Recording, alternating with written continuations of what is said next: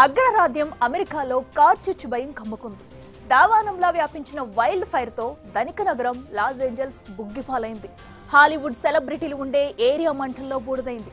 ఏకంగా 12 లక్షల కోట్ల రూపాయలు నష్టం వాటిల్లినట్లు అంచనా వేస్తున్నారు. ధనికులుండే ఏరియాలో ఇంత నష్టం ఎవరూ ఊహించలేదా? అమెరికా లాంటి అగ్రదేశమే నిప్పును అదుపు చేయలేకపోవడం ఏంటి? కాలిఫోర్నియాలో కార్చిచ్చు కొత్త కాదని తెలిసి కూడా ముందస్తు జాగ్రత్తలు ఎందుకు తీసుకోలేదు? ఇంత విధ్వంసం వెనుక అసలు కారణం ఏంటి?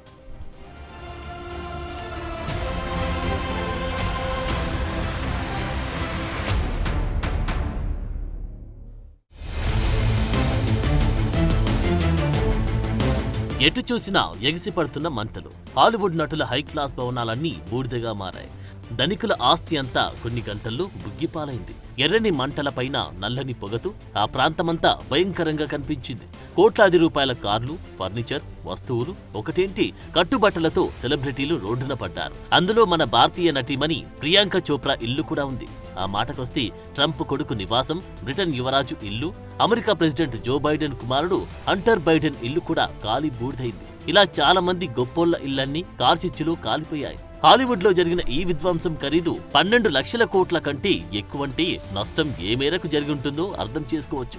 కాలిఫోర్నియాలో లాస్ ఏంజల్స్ లోని హాలీవుడ్ ప్రాంతంలో 20,000 ఇళ్లు దగ్ధమైతే మరోచోట 10,000 ఇళ్లు మంటల్లో మసైపోయాయి. ప్రపంచాన్ని శాసించే అమెరికా ఈ మంటలను మాత్రం కంట్రోల్ చేయలేకపోయింది. బీచ్ పక్కనున్న ఇల్లు కూడా ఈ మంటల్లో కాలిపోయాయంటే ఈ వైల్డ్ ఫైర్ ఏ రేంజ్ లో విజృంభించిందో ఊహించుకోవచ్చు.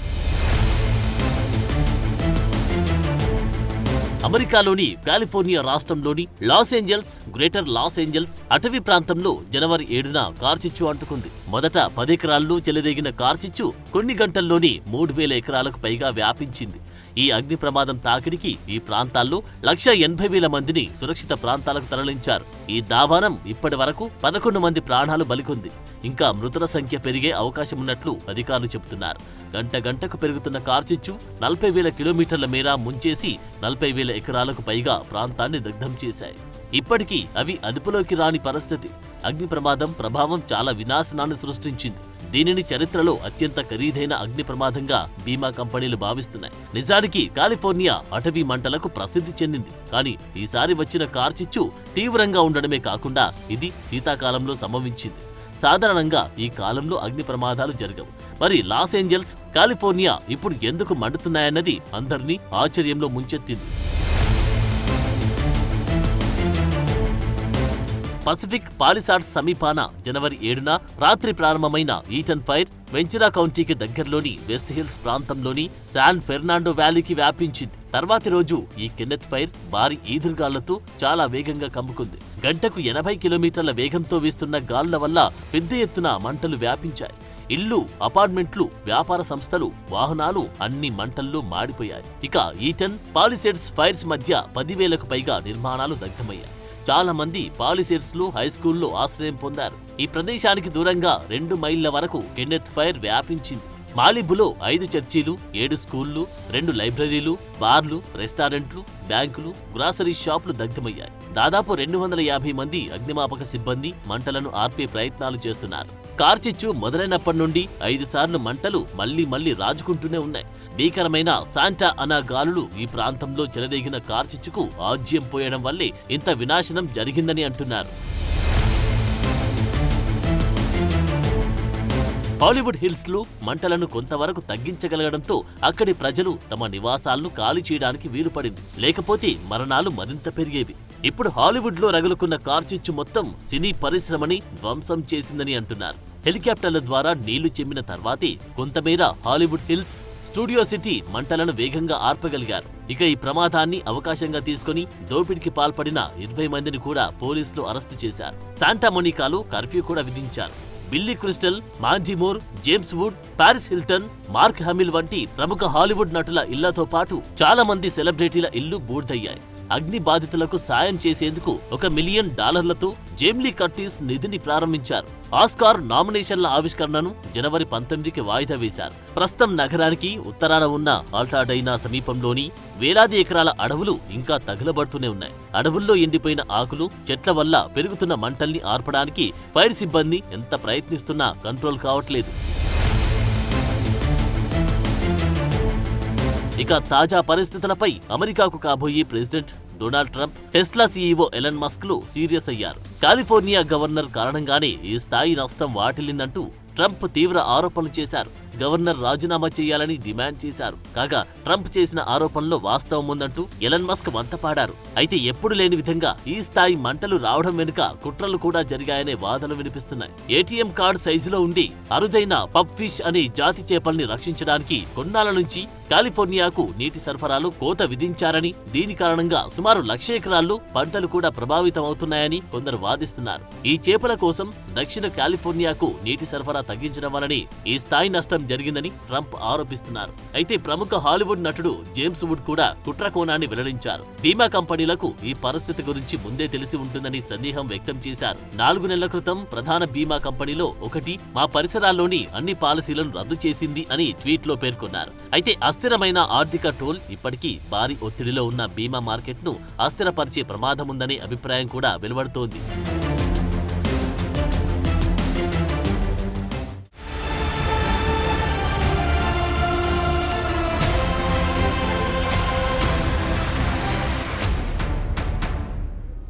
కాలిఫోర్నియాలో కార్ చిచ్చు కొత్తేమీ కాదు. ఆ మాటకొస్తే అమెరికాలో చాలా ప్రాంతాల్లో కార్ చిచ్చులు రగులుకుంటూనే ఉంటాయి. అయితే తాజాగా ఏర్పడిన మంటలు మాత్రం ఇది వరకు ఎప్పుడూ లేనంత నష్టాన్ని మిగిల్చాయి. ఇది ఇంతటితో ఆగుతుందని కూడా అనుకోలేం. ఎందుకంటే వాతావరణ మార్పులు అంతగా ప్రభావం చూపుతున్నాయి. రాబోయే రోజుల్లో అమెరికా మాత్రమే కాదు, యావత్ భూమి ఈ తాపానికి బలి కాబోతుంది.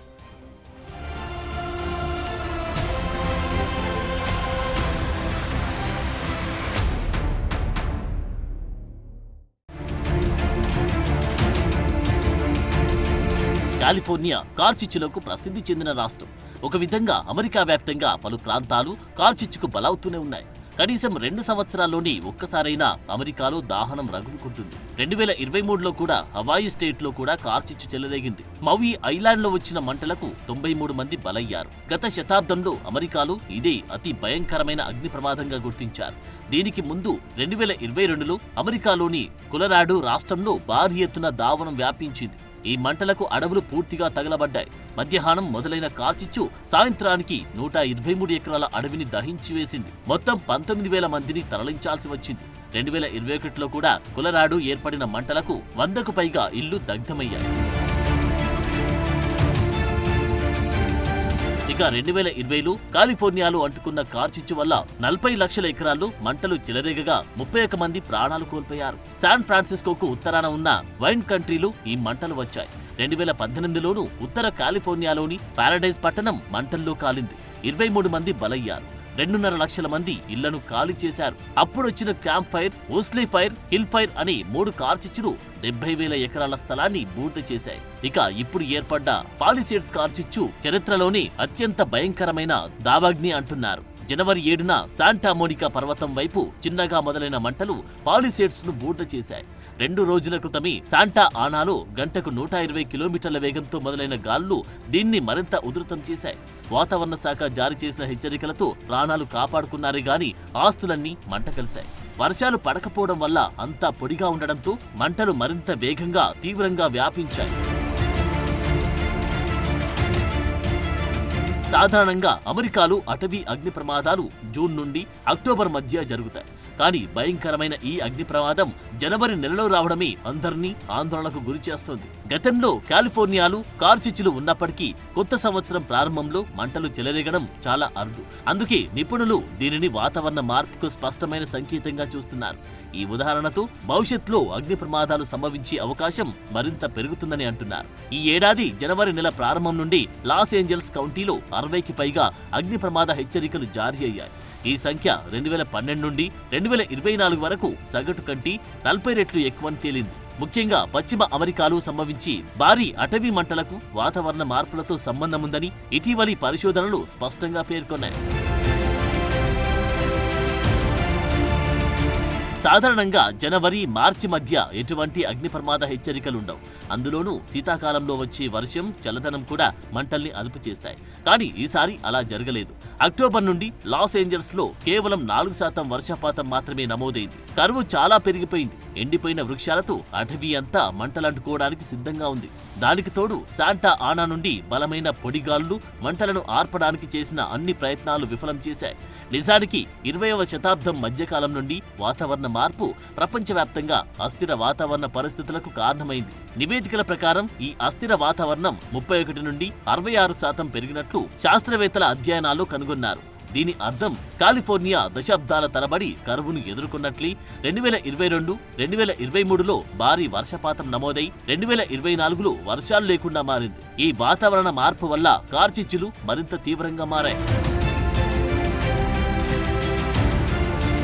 నిపుణుల అభిప్రాయం ప్రకారం కాలిఫోర్నియా కార్చిచ్చులు సహజ వాతావరణ మార్పులతో పాటు మానవ తప్పిదాల వల్ల కూడా ఏర్పడిన విలయం అని చెప్పాలి. పెరుగుతున్న ప్రపంచ ఉష్ణోగ్రతలు భూమిని వేడిగా పొడిగా మార్చుతున్నాయి. దీనితో అగ్ని ప్రమాదాలు సంభవించే అవకాశం చాలా రెట్లు పెరిగింది. చరిత్రలో ఎన్నడూ లేనంతగా 2023, 2024 అత్యంత వేడిగా ఉండే సంవత్సరాలుగా నమోదయ్యాయి. ఇప్పుడు ఇది ఇక్కడితో ఆగేలా లేదు. ఈ సమస్య మరింత తీవ్రంగా మారే పరిస్థితులే ఉన్నాయి. దక్షిణ కాలిఫోర్నియాలోని శాంటా ఆనా గాళ్ల కారణంగా మంటలను అదుపు చేయడం భవిష్యత్తులో మరింత కష్టతరమయ్యే ఛాన్సెస్ ఉన్నాయి. ఈ గాళ్లు మంటలను ఎంతగా వ్యాపింపజేస్తాయంటే దానిని ఆపడం దాదాపు అసాధ్యమనే స్థాయిలో విలయం రానుంది. అడవులకు పట్టణ ప్రాంతాలకు మధ్య ఇల్లు నిర్మిస్తున్న క్రమంలో ఈ పరిస్థితి మరింత ప్రమాదకరంగా మారబోతుంది.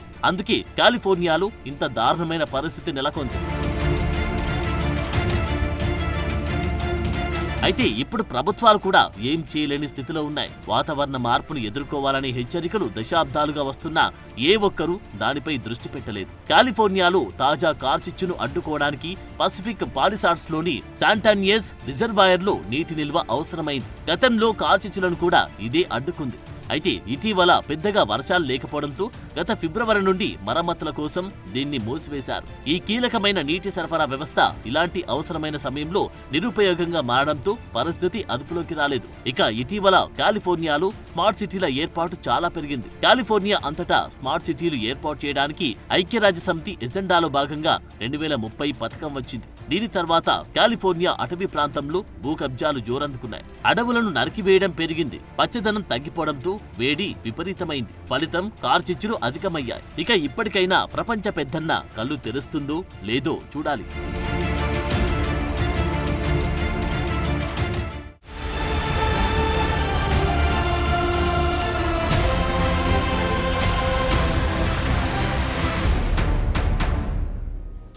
నిజానికి ప్యారిస్ ఒప్పందంపై సంతకం పెట్టిన దేశాలన్నీ ఇలాంటి ప్రమాదాలకు కారణమనే చెప్పాలి. ఇవన్నీ ఒప్పందానికి ఒప్పుకున్నాయి తప్ప దాన్ని అమలు చేయడంలో మాత్రం ఫెయిల్ అయ్యాయి. ఇక ఇప్పుడైనా క్లైమేట్ చేంజ్ సీరియస్ గా తీసుకోకపోతే ఇలాంటి కార్చిచ్చులకు అమెరికా మాత్రమే కాదు అన్ని దేశాలు బలి కావాలి.